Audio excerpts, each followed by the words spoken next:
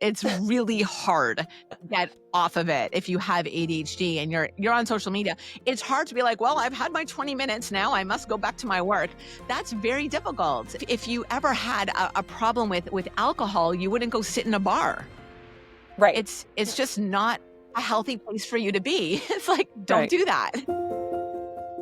This is StRest. I'm Kerstin Lindquist, health coach, author, and Emmy award-winning TV host. I've committed to helping people reduce stress through impressive health science, attainable mindset change, and biblical truth. Let's have a real conversation with zero judgment and endless solutions that you can use. You aren't alone. You can do this. Let me help you reduce stress and make room for rest.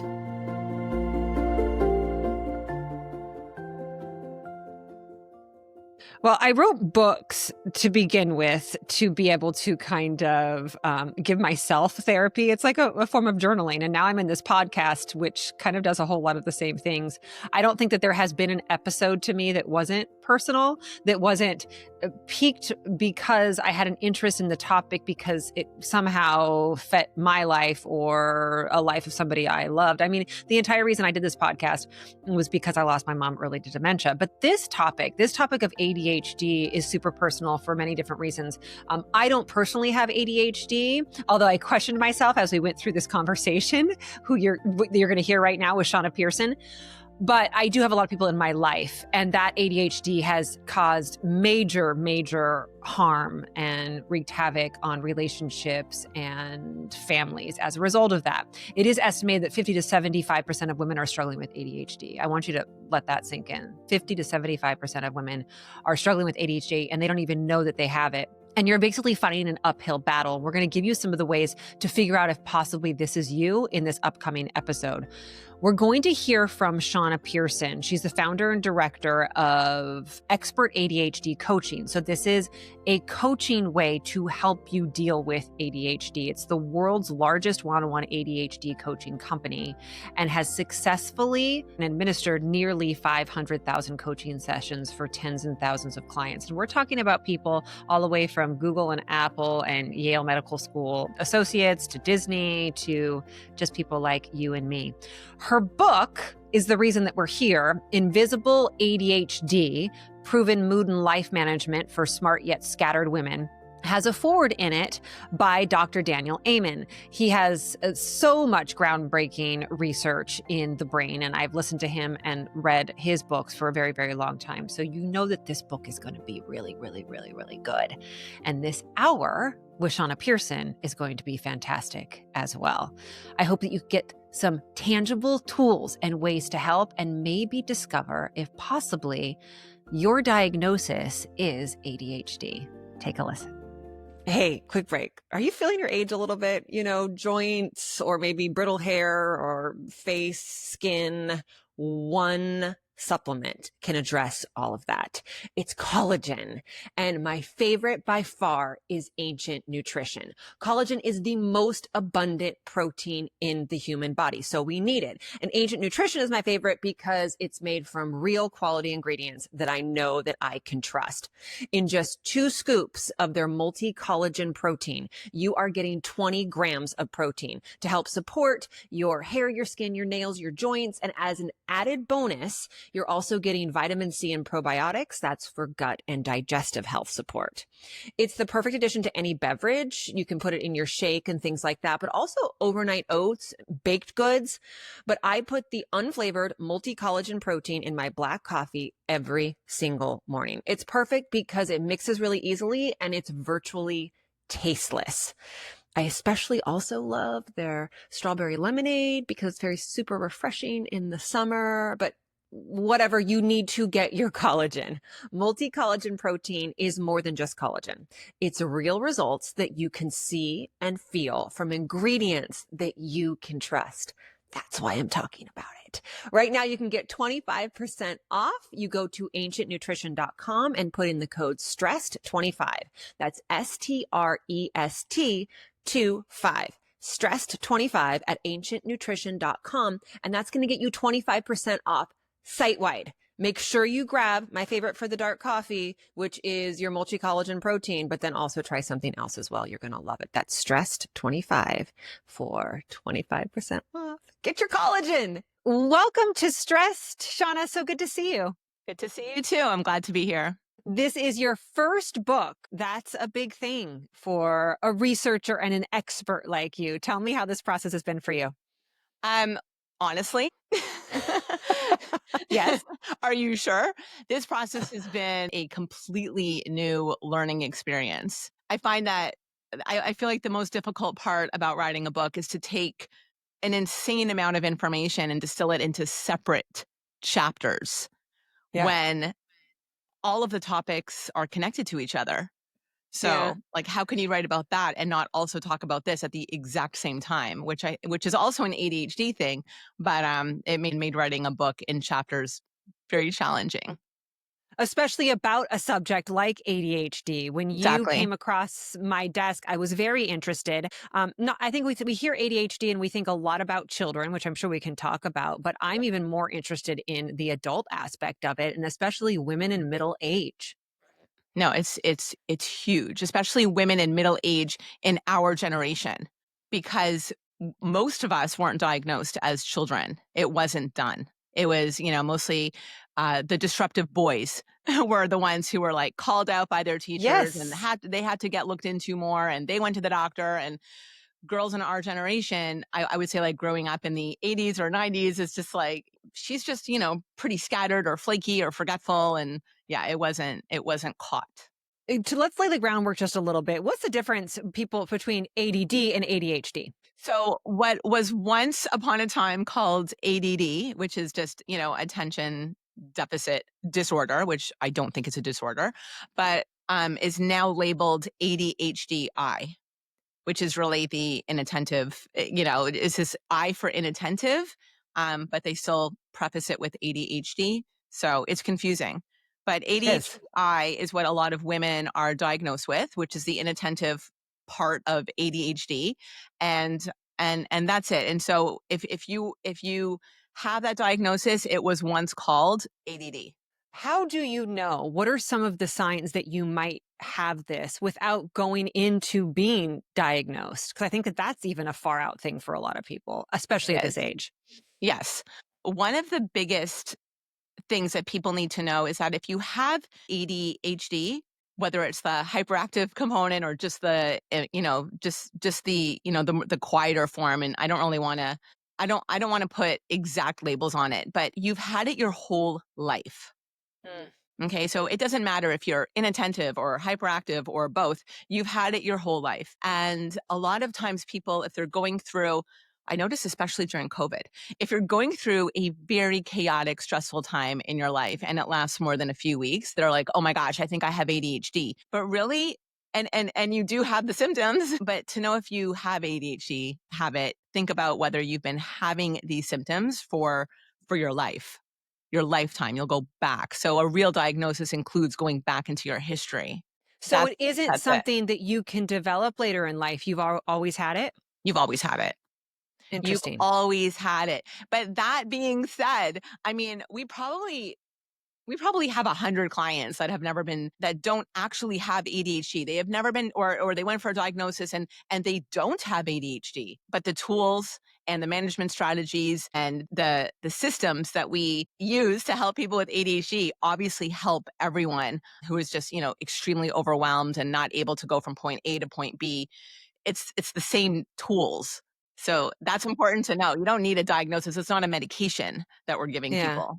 Yeah. What does it look like? What are clues that you have it? How do you feel? What does life look like for you? Okay. Life for a person, especially a woman who has ADHD, lives inside of a reality that I call everything all at once right now. And that's a term I've always used before a movie came out with a similar terminology, but it's everything all at the same time, instantly, which really feels like chronic, extreme overwhelm. Hmm. And it's like that 24/7. I mean, honestly, if you think about, like, okay, Kerstin, when you feel overwhelmed, right? Like, there's moments in your life where you're going to be overwhelmed. Oh, yeah. What would you say? Are you productive during those periods of time? Are you able to think like clearly in terms of point A to point B, or are you more like all over the place? How is it for Well, you? when I'm extreme overwhelm, I guess no, I have to stop and I have to like do yoga nidra, or I have to breathe, or I have to like come apart a little bit and like relax. But I will say that sometimes when I feel like I have too much going on and there's overwhelm, I can get into that mode of, okay, I got to do 1, 2, 3, 4, 5, 6. I'm going to get it done. And then there's an end to it. Does that answer your question? Totally. That's a perfect answer. So that ability where you're like, okay, I'm super, super overwhelmed. Everything is happening all at the same time. And now I can break it down into 1, 2, 3, 4, 5. That breaking it down because you're able to see the 1, 2, 3, 4, 5 is something that people with ADHD don't have the natural ability to do. So the way that I phrase that for people is that we just don't, our brains are not able to compartmentalize. So we can't take the 1 and separate it from the 2 and the 3 and the 4 and the 5. It's just everything all at once, instantly, now. And so that's our reality. And that's why a lot of people with ADHD have the symptoms that everyone knows to be ADHD symptoms. Like, we can't manage our time when everything is happening all at once right now at the same time, right? We can't be organized. We can't manage our emotions as effectively. So, because you're living in this overwhelm. So all of these symptoms that are ADHD are a result of that. So to that end, okay, so it's a different feeling, which you explained it so well. I love that. How does it manifest itself differently in women versus men then? An amazing question. Women have this, we tend to be more emotional beings in general. ADHD affects us internally more often and more, I would say more commonly for women than it does for men. So I really want to be careful in terms of, I don't box people into anything. And so there are plenty of women that have a lot of the exact same symptoms as men. And there are a lot of men who have very similar symptoms as women. So I just want to say, in general, their ADHD tends to be more external. So they are more physically restless. They will do actively certain things to create stimulus that don't work for them. So there's a little bit more substance abuse, careless, reckless behaviors. Driving is pretty common, a pretty common one. Affairs. Now this happens for women as well, but it's more prevalent for men. And it's just really about creating, it's all for women and men, it's about creating the stimulus. Okay. So the way that men create stimulus is more in an external way. And the way that women will create the stimulus is more internal. So it's our non-stop thoughts, like non-stop and ruminating over the worst possible scenario, attracting drama into your life like it's a magnet. So like, we all have that friend who's like constantly got these like over the top stories and all of these things happen and I can't believe it. And this happened and that happened and why do these things always happen to me? Those tend to be signs. So it's an internal manifestation of stimulus creation. That's how it's different. The name of the book is Invisible ADHD, and we're going to get into some of the management for this. But you saying all these things out loud is opening my eyes to so much. So I knew that we had ADHD in my family. Okay. My mom, though, who's a big reason behind this podcast, she died of dementia. Right. She thought that she developed it in midlife. But now what I'm learning is she probably had it all along. And understanding some of the things that you're saying, I can understand that. And then there's other people in my life, men in my life, in my family who have ADHD, who then there have been those things. There have been substance abuse and affairs. And it just all makes sense now. Saying this. Good. That's amazing. How does it work in your life? There had to be something personal with you to get to the point where you wrote a book about it. Well, to be honest, what happened with me was the personal things that were happening with me led me to get a diagnosis. But the book nothing led me to write the book. The publisher approached me to write this book. And the only reason I said yes, because running my company is, can you imagine running a company that solely works with adults who have ADHD? And you have ADHD yourself, right? Right. So there's nothing there's no like empty space in my day, or like, and I'm a mom. So, and a wife. But like, it's just, there's so much going on all the time. And then they approached me to write this book, which, as you know, but I certainly didn't at the time, is a full-time job. It's like Yeah. a double time job. And so the reason I said yes wasn't because of the something going on in my life at that time, because that's why I do what I do in general and help people. The reason I said yes and wrote this book is because I I honestly desperately wanted as many people as possible to have this information. The only reason I wrote this book was really, there are a lot of people obviously that can't afford coaching. I personally would not have been able to afford coaching, before like 20 years ago. So number one, it breaks my heart every time, like, because I see all of the forms that come in that people fill out online of, tell me, we want to know people's challenges because we want to have an idea of who they are. And then there's so many people with these extreme challenges and they can't participate in our program. And I know 1,000% that our program will change their life. And that's been going on for a long time. So I can't change a lot about our company because we charge as little as possible, which is still a lot, just to be able to pay our coaches and keep our company alive to help people.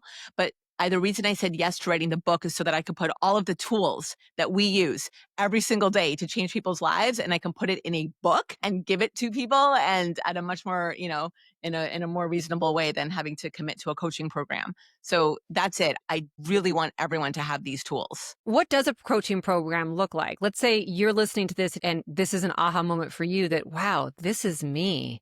How do I just thought I had to take pills to go to sleep and had to keep drinking, or this was my reality. What does a Yeah. coaching program look like? A coaching program looks differently for a lot of people. Our coaching program is extremely hands-on, very directive. There's a huge umbrella organization for coaching, and what they teach is not what we do. The big umbrella organization for general coaches is like, you're never supposed to tell clients what to do. People always have the answers within. And I know for a fact that people with ADHD, the answers within will change based on how you feel in the moment. Mm-hmm. And so that's why, like, if somebody asked me, like, well, what do you think you should do? I'm going to give you a completely different answer today versus yesterday. So we're very directive and we're very action oriented. So you have to do, in our program, we have people implement processes on the spot while we're in their session, so that they're not like, if we told them, yeah, go home and do this and let me know how it goes the next week or in 2 weeks, they just won't.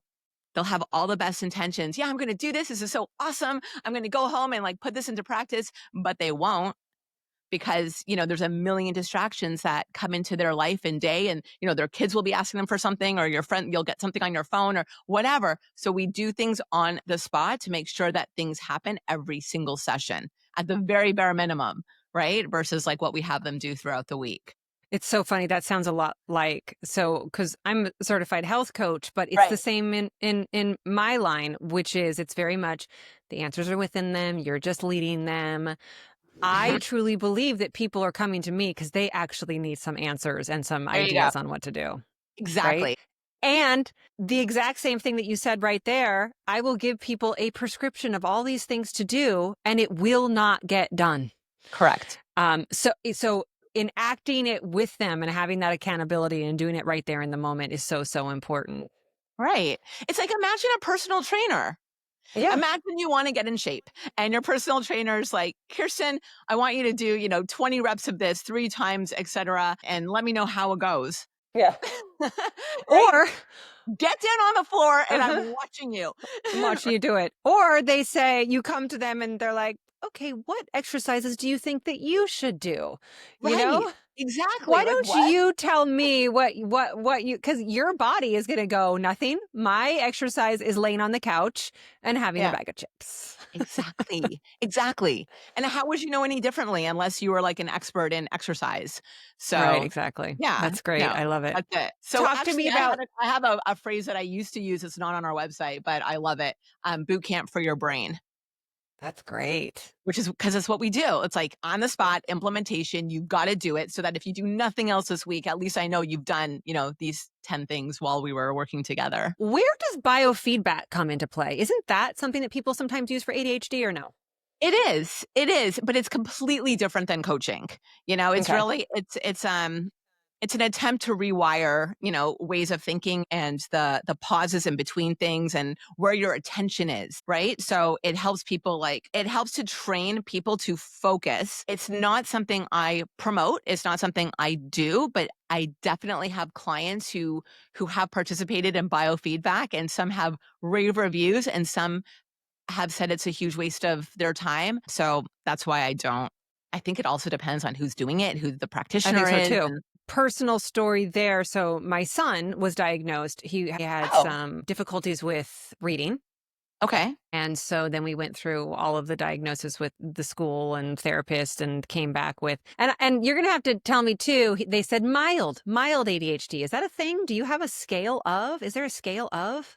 There's definitely people who have more severe symptoms than others. But I want to say something about your son, even though I've never met him. His mild ADHD, when they're saying it's mild, that might mean he has, like the ADHD there's like a scale that they use. Yeah. There you This is go. a very typical scale that you'll find in most family physicians' offices, and it actually only hits, in my opinion, half of the symptoms. It doesn't hit most of the symptoms that women have. But if your son rarely, has difficulty getting things done in order, and he's like more on I'm pretty good at that. Or if he's not as physically restless as on this scale, then it would be like, well, I'm not that restless. So then it would be mild. But the truth is he might have more extreme symptoms on the other side. Like he might get overwhelmed to the point of being completely paralyzed, or he might act very impulsively in certain situations, right? And so there are those more extreme symptoms that aren't marked on the scales that the doctors give you. So you can have mild symptoms on some levels and more extreme But symptoms have some, in yeah. other. Yeah. We did. So, of course, and I want to talk about this piece as well. The guidance is always like, well, you can go on medication. They recommended biofeedback to try that. And Okay. it's always with if you can afford it because it's Yeah, way expensive and it is. super time consuming. Yes. So we did do that and we felt it was very, very successful with him Great. as Yeah. a 7-year-old and 8-year-old. But my point in that is the medication part. I feel like as well with my mom in middle age, when she decided that she had ADHD, which I don't even know if she was diagnosed, she went on medication. So that seems to be what everybody used to do. I didn't even hear about coaching. It was like, oh, just go on a pill. Yep. That was it. It's like, here's your prescription. Back then it would have been like most of the time it would have been Ritalin, right? That was like Yeah. the main Right. one. Yeah. So how does that play in these days? What are your thoughts? So I have some pretty big thoughts on medication. That's what we love. It's interesting. Like I used to be very anti-medication and I'm not Mm-hmm. anymore because I've heard way too many success stories about, medication changing people's lives on such a huge way. And it's thank God for that. And truly like we have these medications. If you use them responsibly and you get it from your doctor and you're on the right dosage, there's nothing wrong with it. It's when people abuse it where it becomes like that's where all the stigma comes from. But the ADHD medications that are most commonly prescribed are stimulants. And remember, I was saying before, it's like we are always like looking for ways to create stimulus. Mm-hmm. Right. So the way that women create stimulus versus how men create stimulus, that's the whole thing around ADHD is we need more stimulus because we don't have as much, naturally. There's like lower amounts of dopamine. So the medication gives you the stimulus in your brain, and it helps you focus. However, the medication does not help you focus on the right things. And that's a Right. big deal. So you can have ADHD and be on the exact right amount of your medication, and you are amazing at being able to focus. But you've noticed at the end of the day that you are super laser focused on your Twitter feed for like 5 hours instead of getting anything done. And so it puts you in that hyper focus mode, but it doesn't help you manage anything. So that's why I'm obviously a huge believer in the skills and the tools alongside the medication. And that seems to be an excellent recipe. So that's my question then. Is that kind of where you go? Like, sure, let's try medication with you, but let's also do therapy. I don't even touch medication because I'm not a doctor. People, when they are diagnosed with ADHD, likely that's the first and only remedy that they'll get is a prescription. So they've got that, and that's between them and their doctor. We help people remember to take their medication. We help people figure out whether their side effects are a result of too high of a dose or too low of a dose. So, we can help people go back to their doctor and talk about important talking points for the medication, but that's pretty much where we stop. And all we do is the skills. So what are some of them? Give me a couple. Give me some methods that we'll learn in the book on how to manage this. Invisible ADHD is the name of the book. There's over 100 tools in this book, which I think is way Wow. too much, but I couldn't stop. Actually, that was me like cutting it down because it was like 20,000 words over at one point. That's I'm all. like, oops. Me too. Every single Right? time my publisher's back, she's like, contractually, we're at 50,000 and you are at 70. We need to cut this. I'm like, "Ah." That's exactly what happened. So I had to take out a bunch of stuff, but I left them, everything in this book has been proven with thousands and thousands of people. There's no guesswork here. There's no like, oh, well, this worked for me. Let me share it with you. What's in this book has worked for thousands. And so like, I would say some of the simplest tools for people who have ADHD is to really start knowing your own rhythm because we're very mood based. We are incredibly mood based. So what we do on a day-to-day basis tends to be a result of how we feel. So if you know when you're like feeling your best during the day and you're at your like highest energy level and you're like your more productive state, like whatever time of day that is for you, that's when you need to start scheduling your toughest, hardest, most brain intensive tasks. And which is actually the opposite of what most people do. I'll just let you know. Right. Because for a lot of Right. us, our more productive times are like right in the morning. And for so many people, their morning time is spent like scrolling through their phone and checking yesterday's emails and like, hanging out and just like starting to get into their day. But that's actually, for a lot of us, that's like our best time to like when our brains are most on. And That's then there's a totally time of me. day. Right. Yeah, that's totally So me. And I've started scheduling podcasts, appointments, meetings like 10:30 or later because I'm up at like 5 or 6. And I'm creative then. I'm like, this is when we're just going to get the stuff done. And I'm not going to go yes. on social media and I'm not going to answer emails until after 9:30 because I'm going to get this stuff done. But it's taken I'm a a girl. while for me to train myself to do that. Right.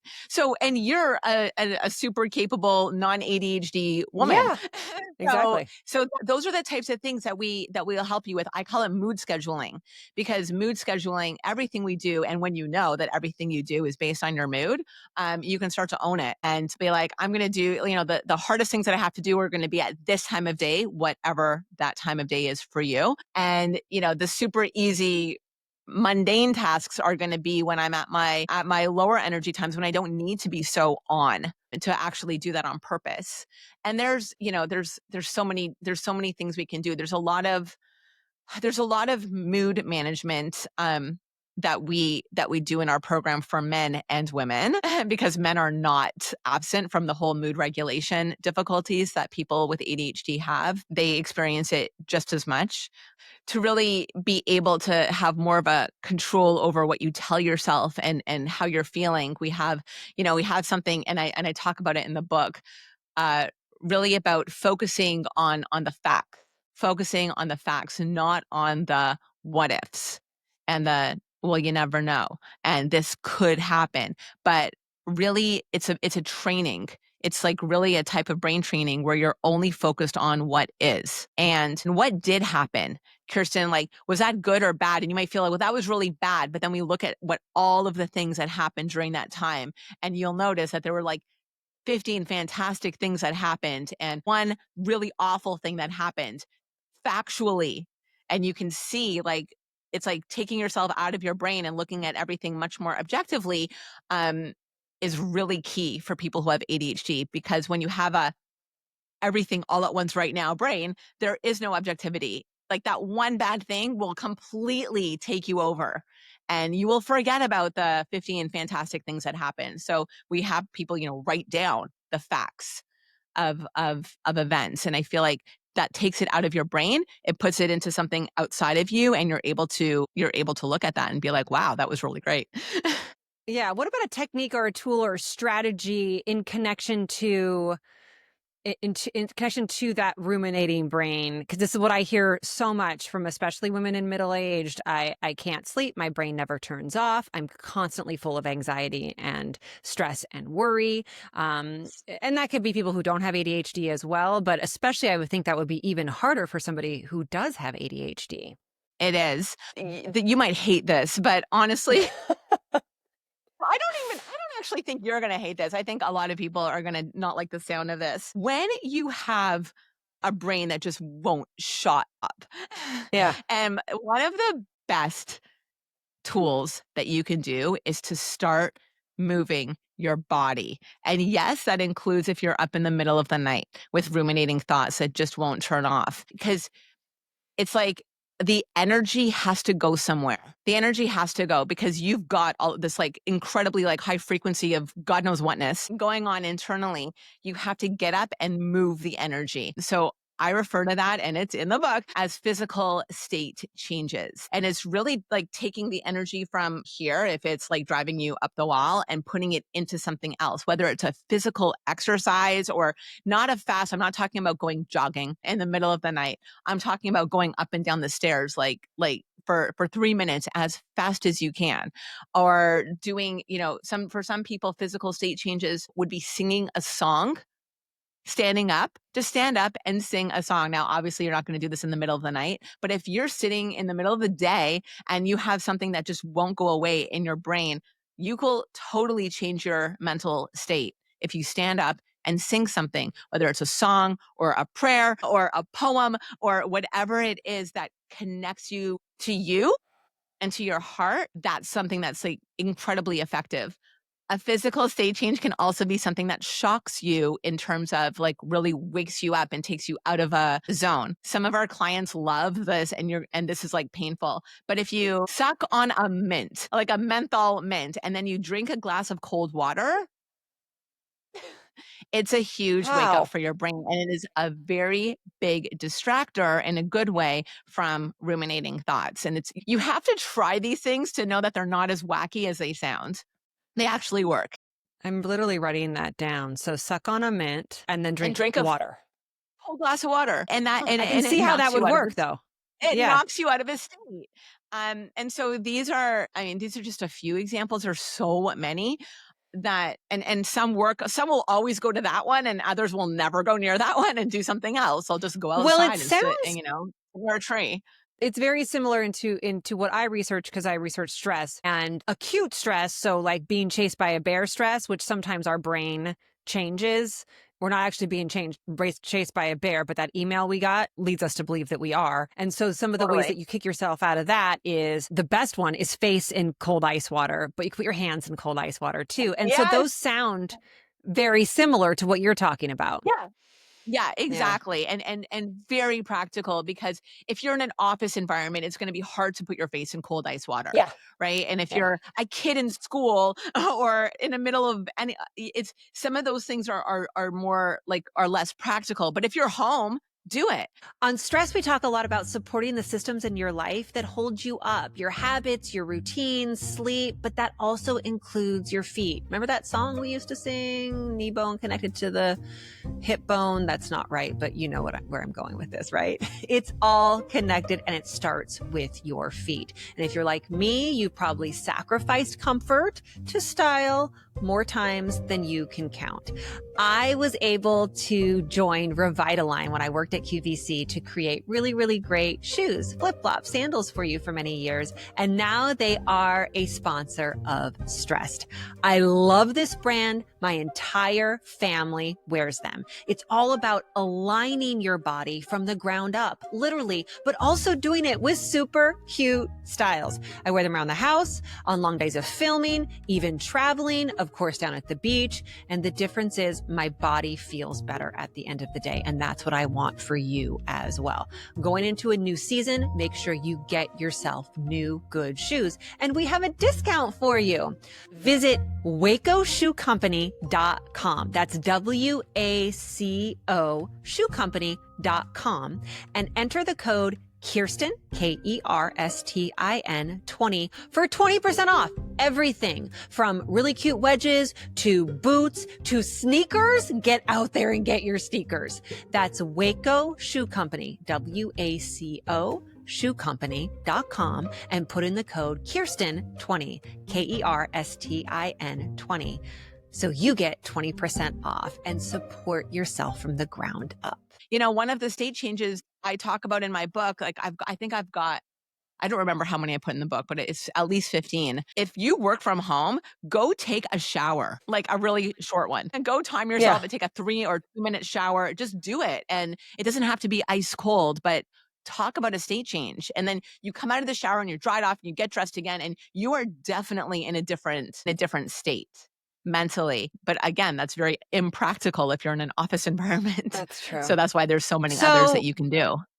Back to that, okay, physical state change. So then people who have ADHD, is exercise a good tool for them? Should they be exercising more to help this? I am a huge advocate for physical exercise. So yes, the answer is yes. However, a lot of people are very adverse to that. And power to them. They're allowed to be adverse to anything they want. But the fact is that exercise creates, it's stimulus. It engages you. And the saying that I use with our clients is the best way to get out of your head is to get into your body. And so when what's going on in your mind is distracting you from doing the things you need to do, from getting work done, from being, just distracting you, period. If you exercise, you can focus. And for me, I learned that, I guess, by accident when I was in university. I had a very hard time in school. I'm relatively intelligent. I'm not like super genius in any way, but I'm smart enough. And I always got grades that were not great. I somehow got into a university and I had a hard time in university. And what I started doing, I think, saved my life. And it was I don't know how or why I started doing this, but I started taking my textbooks to the gym and I would get on an exercise bike, and they had like those magazine racks where everybody was, reading. The girls were usually reading like fashion magazines and the guys were like Sports Illustrated or whatever. And I would take my textbooks and put them on the magazine rack, and with my highlighter, because this is a long time ago, I would ride an exercise bike while I was highlighting in my book and learning and studying. And for whatever reason, all of the information stayed in my head. Like it absorbed it. My brain was like a sponge when I was working out. And so I love doing that. I still do that if I have to like learn something or remember or memorize something. But for whatever reason, the stimulus that's created while we're exercising helps us focus. It helps us pay attention, and it just helps us feel better. Which makes a whole lot of sense. And all of that. Right. I find, anecdotally, but I know that there are studies out there as well, that when I'm walking or when I'm running or when I'm exercising, that's when the thoughts come like, I feel like I have to write things down. Oh, this is how I'm going to solve that problem. Go for a walk if you've got a problem to solve. And it's that mind-body connection, and it's literally opening up oxygen to your brain that is going to help with that. Right. Exactly. Yeah. It does. And it's stimulating. So your brain is now in an optimal state. And when you have ADHD, it's a way to purposefully put it in that state is by moving your body. If you're somebody who doesn't love to exercise, which there's plenty of people who don't, just try just put your shoes on. Don't have the intention of going to the gym. Don't have the intention of going for a run or anything like that. Cause like, that's like a lot of us just don't do that. Just put your shoes on and go outside. Great. That's Yeah, a just beautiful get state outside. change. And just go outside with your shoes on. That's it. Yeah. And, after you do that for, every day for a week, you might want to, you might want to walk, you might not, but things are going to start flowing and happening just by starting with that tiny little first step, which Give me is a much couple easier. more. It's much easier to imagine putting your shoes on than to be like, yeah, I'm going to go to the gym to work out for an hour. Yeah, Absolutely. not going to happen. Yeah, But just put your absolutely. shoes on. That's it. Give me a few more kind of clues in terms of how my relationships might be impacted, my self-esteem or my confidence, if I'm somebody who's not sure if I have ADHD, but is thinking now listening to this that maybe I do and I need to go get help. People, because people who have ADHD have a hard time regulating our emotions, we tend to have difficulty in relationships. Mm. So I would say if you're self-aware enough to know that a lot of the people in your life feel the need to walk on eggshells around you, that's a really big clue. Yeah. A lot of us are not that self-aware. We're like, no, nobody has that problem with me. But some of us get it like, oh, that's why your parents or your siblings or the people you work with, everyone has to be careful around you. That's a clue. If you already know that you have a hard time regulating your moods and emotions and you're always feeling overwhelmed, like always feeling overwhelmed, like you just don't know what to do and you just don't know how to start, that is a huge clue. And I really want everyone to know, if you feel that you might have ADHD, go to an ADHD specialist and get a diagnosis, because the fact is today, like right now in 2025, still, if you tell your family physician that you're not feeling great about yourself and your relationships, are in a bad place and your life isn't working and all of these things and you don't feel good, they will give you, they'll give you like one of those like assessment scales, diagnostic scales, for depression and anxiety. So this is really important for women to know, because so many women are misdiagnosed with depression and anxiety who actually have ADHD. And Mm. the reason is, there's a reason for this. Okay, so I have a questionnaire here, and this is what they give you I want everyone to see this, and this might feel familiar to you if you've ever known anyone to go get, who went to their family physician, they got a piece of paper that they themselves had to fill in, not the doctor, they did. So like you fill it in yourself. So this is completely subjective. And it asks you like, I'm feeling down. Am I feeling down? Several days, more than half the days. Well, if you have ADHD Oh, yeah. and it's Seen those unmanaged and questionnaires. your life isn't working, you're going to feel down. I have trouble falling or staying asleep. That's like 80% of people who have ADHD would be like nearly every day. I have a poor appetite or I overeat. This is the PHQ-9 is the big, depression self-assessment tool. So these are the questions that they ask, but the symptoms totally overlap with ADHD. So a person with ADHD is going to be on a high level of this depression scale, but it doesn't mean that they are depressed. It just means that they answered all of these questions according to how they feel in the moment, which is going to be like, oh, being so fidgety or restless that you can't slow down. Like that's one of the things on the depression scale. People with ADHD tend to be restless and fidgety. And so, feeling bad about yourself. These are all not every single one of these questions, but 90% of them are all the answers that like a person with ADHD would say nearly every day. So you will then be diagnosed with depression because of how you answered those questions. And it's also the same with anxiety. Anxiety scale is the same thing. It's where it's like a lot of this is ADHD, and it overlaps so heavily. So that's why if you think you might have ADHD because you've been living with a highly overwhelmed brain for your entire life and you have had a very hard time going from point A to point B, and it almost feels like you're paralyzed. Like I call it deer caught in headlights syndrome. Yeah. Like, and that's how you feel. and you just don't know where to begin. And that's why you are always late. And that's why you procrastinate and all of that. Go to a person who specializes in ADHD and they will give you a proper ADHD assessment. And then you'll know whether this is ADHD or was it anxiety or depression. But I think it's unbelievable how much of the anxiety and depression scales overlap. This is the anxiety one, the GAD-7, how much they overlap with ADHD symptoms. And that is why so many women are being missed and being misdiagnosed. Is there more these days, or has our world kind of made us all think possibly we have ADHD? Oh my gosh, yes. Like I think there's nobody I talk to these days where they're like, "Oh my god, I think I have ADHD," right? But there isn't, I don't think there's more. But Hmm. the more we're able to properly diagnose people, for example, Yeah. 10 years ago, 100 women may have been diagnosed with anxiety who actually have ADHD.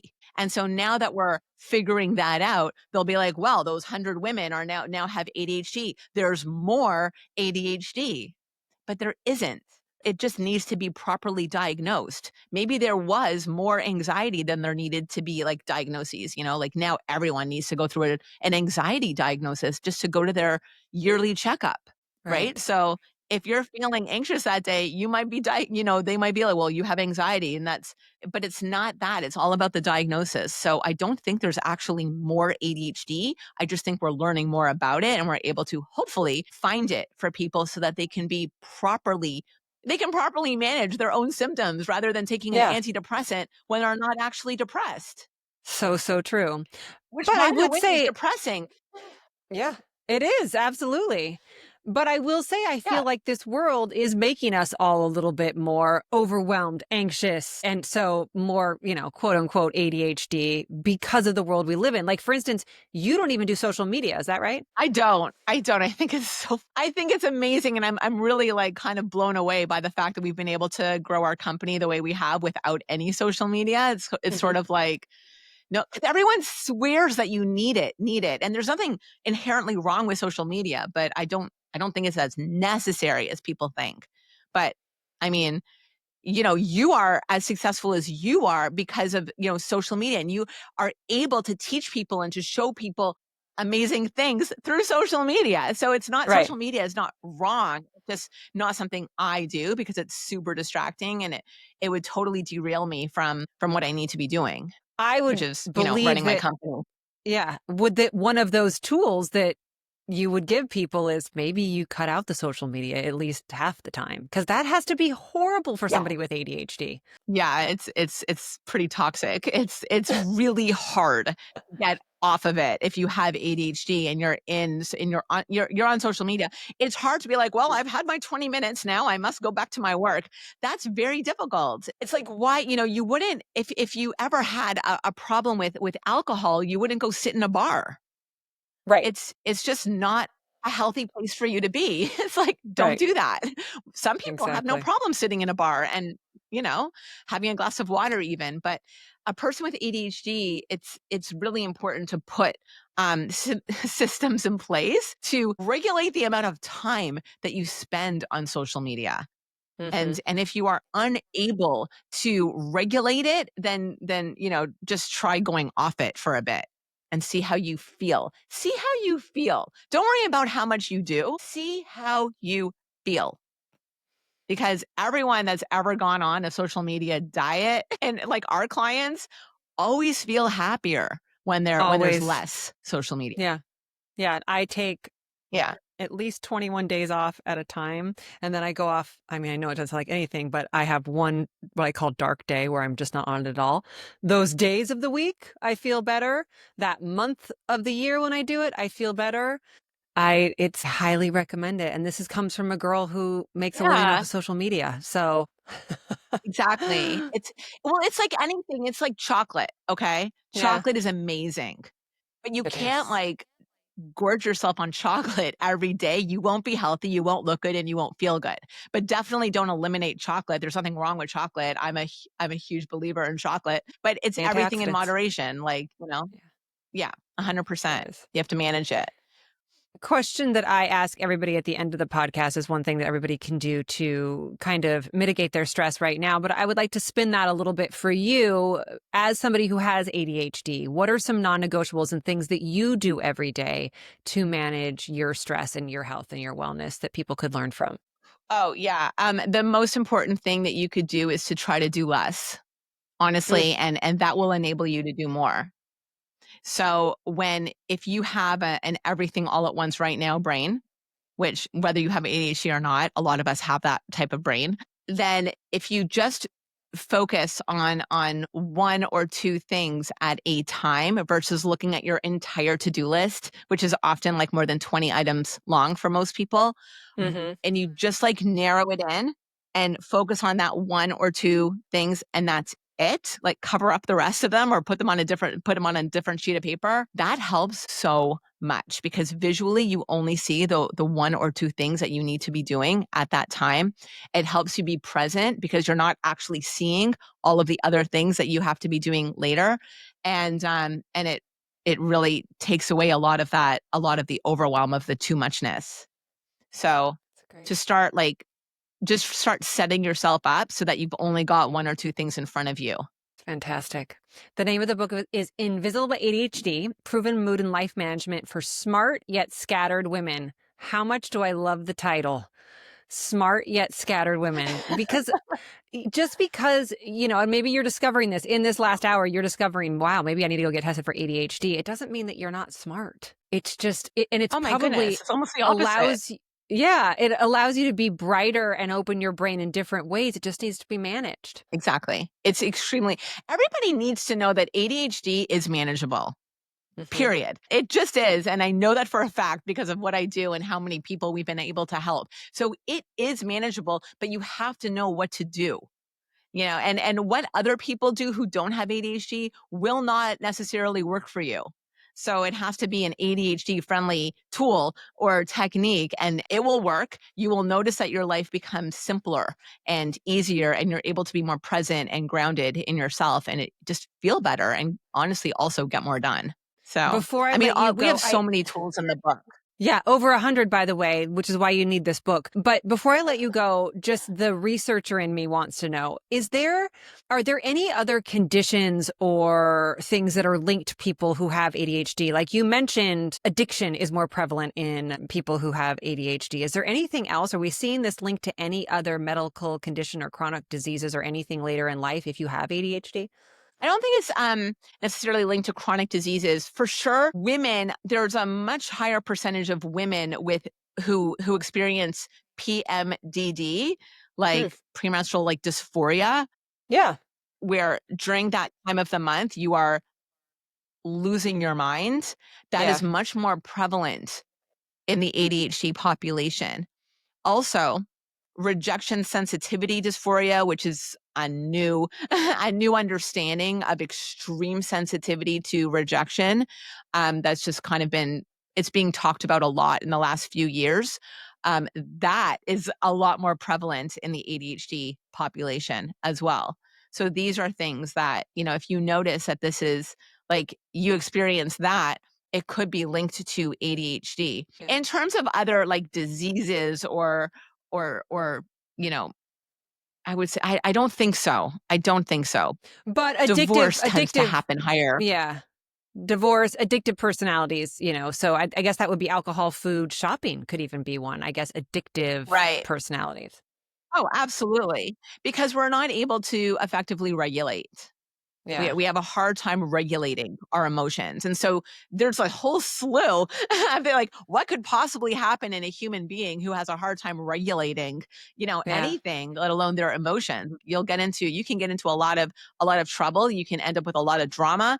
You can you can just end up with a lot of upset Yeah. in your life where Absolutely. every day feels upsetting. And that does not need to be the case. Like you don't deserve that. You can manage this. You can learn ways to manage your mood in an ADHD friendly way, which is, to really like simplify and to create more calm and to honestly, as scary as it sounds, do less. But you have to know that by doing less at a time, you end up doing more.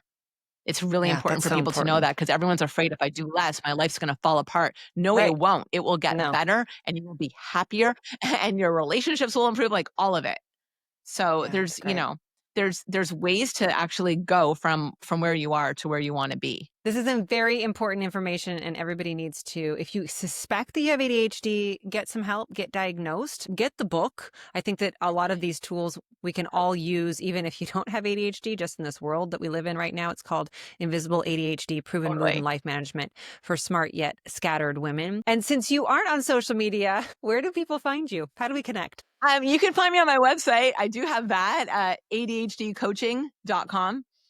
And when the book comes out, it will be invisibleadhd.com. But for now, ADHDcoaching.com is where to find me.